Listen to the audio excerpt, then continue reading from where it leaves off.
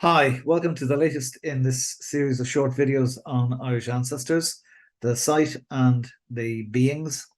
Today I'm going to talk about a new feature that we've just added to the website, a new mapping service. I'm sure you're aware, a lot of the site consists of maps of various record sources. Let me go to the site and just show you what I'm talking about. Okay. Right, here we are. I'll just pick a nice Ural. This is one of my favorite Irish surnames because it's so unusual. And as you can see, I mean, Ural is pretty much Dublin or north of Dublin, and there are various maps there. There are births showing where the births occur, and there are also now, you can see it here, new Ural deaths. So you have a map, as in the other maps on the site, the 1901 census, the General Register Office, births. These are maps of General Register Office death registrations between 1864 and 1922. They map the number of registrations in each of the superintendent registrar's districts. So, for example, in Dunshaughlin, there were 22 Ural deaths, 1862 to 1922. You can zoom in and out. So you can go and look at, for example, there's one in Mullingar. How many? 14 in Mullingar. And then you have what I have come to think is probably the most useful aspect of these maps is you're presented immediately with a list of variants that occur in the records. So, for example, if you want to see where Urelli occurs, there you are. Let's zoom in. Where are they? One in Dublin North, and the other one way down south in Killarney. There we go. There we are in Killarney. So again, these would not necessarily be obvious variant spellings, I think.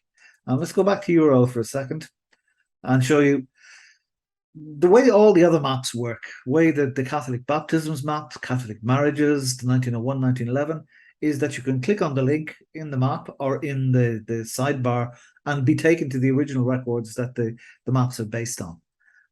This is as much a testament to my enduring skepticism about being told things rather than shown things. But it's also, it has turned into a useful research tool, I think, over the years. So let's just go into, say, Dunshaughlin, 22 Ural deaths. You click on that and you're taken to Irish genealogy, where you jump through the usual hoops. And here you have 23 Ural deaths, 1862 to 1922. Okay. Now, I said 22, they say 23. Why is that? The reason for that is that this map is based on slightly different information than all the other ones. This map is based on the old printed death indexes. The GRO year by year indexes of births, deaths, and marriages, the series on deaths. This is what they're based on. The Mormon Church, the LDS, FamilySearch.org, very kindly gave us a copy of their transcript, and that's what this is based on. There's a fair amount of data cleansing has gone on, but that's between you and me. The reason for the mismatch between the numbers here and on the Irish genealogy site is that the Irish genealogy site is not based on those printed indexes. It's based on a fresh transcription, a fresh indexing project that was carried out when they were digitizing the records. So there is, as in all indexes, there are mistakes. They're not the same mistakes.